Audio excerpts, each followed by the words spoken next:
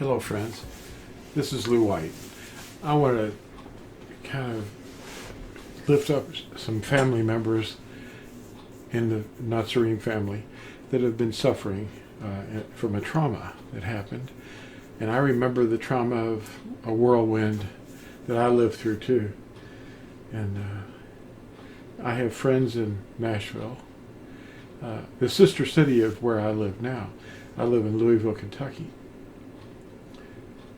The thing that happened last night, in the middle of the night, with hardly any warning, I think the sirens went off just past midnight, maybe a little before 1 a.m., that there was something wrong, and not many people were aware of it. But a lot of people lost their lives last night, and their livelihoods, and families are going to suffer for a long, long time from what happened. The thing that hit Louisville was horrendous. In the fourth month of, it was actually the third day of the fourth month on the Roman calendar in 1974, a super whirlwind struck Louisville at 5:37 p.m.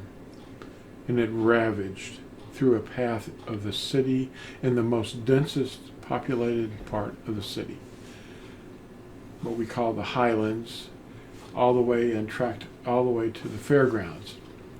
And I happened to live there at that time. And it was my favorite part because it tore up the park. Huge trees that were beautiful. And Phyllis and I were, I'd been out of the Air Force for, about 2 years. And we were college students and, in our early 20s. In 1974, I still remember the devastation. The destroyer touched Louisville at 5:37, and it was a quarter of a mile north of Stanford Field at that time, which is now the Louisville International Muhammad Ali Airport. And on that date, tornadic fury affected 39 counties across Kentucky, killing 77 people, injuring 1,377 people, and affected 1,800 farms and 6,625 families. What happened in Nashville last night on 3/3/2020 killed at least 25 people in the center of the city, downtown, a business district. And it was around, I think, in the 3 a.m. period, in the middle of the night. No one was expecting it. And we lift up these inhabitants of Nashville in prayer to Yahushua HaMashiach, for him to provide his purpose in this whirlwind, in the darkness, to be revealed to us and to those that are affected. Over 24 lives lost their families and friends and livelihoods, and they've experienced a traumatic event. I know. I remember the one that struck my life. Nothing in all creation can separate us from his love, not even death. Nothing in all creation can affect us and his love for us. Even if he takes us, we're okay. And we maintain a confidence that the message that he sent in this storm will be understood. He's about to tread upon the disobedient on the whole earth. And this whirlwind is going to be enough to melt the elements, unless they turn and obey his eternal covenant. Read Yeshayahu 24, the whole chapter, and then read chapter 25. It talks about us. We have something to say. See, this is Yahuwah. We have waited for him.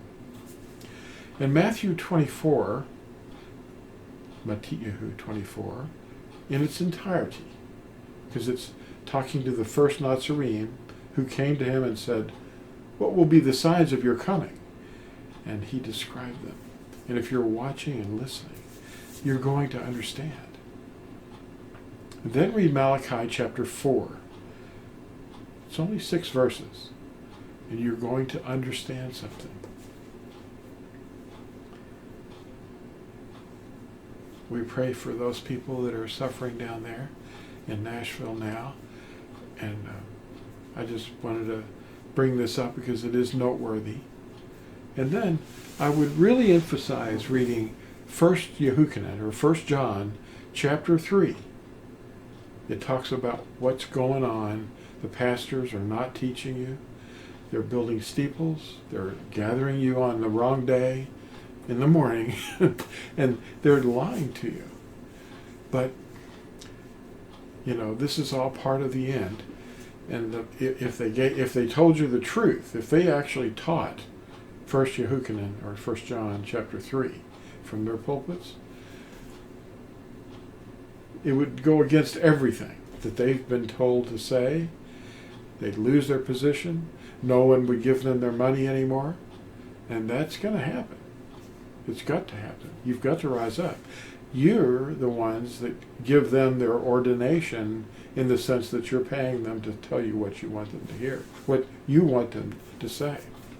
If you allow them to keep saying lies to you, because replacement theology or some other, hey, that's not for us, that's for them, disobedience is acceptable, it's not acceptable. That's why he's going to come to burn the whole earth. Nazarene are going to be here, whether it's us or some later generation. But whenever he comes, the Nazarene are here, and we are here to help you understand. So get out of the circus. Start obeying his 10 commandments. Read them. Put his name back in the text, and you'll see something that you've never seen before. Thanks for watching, and we'll see you in the next video. Bye-bye.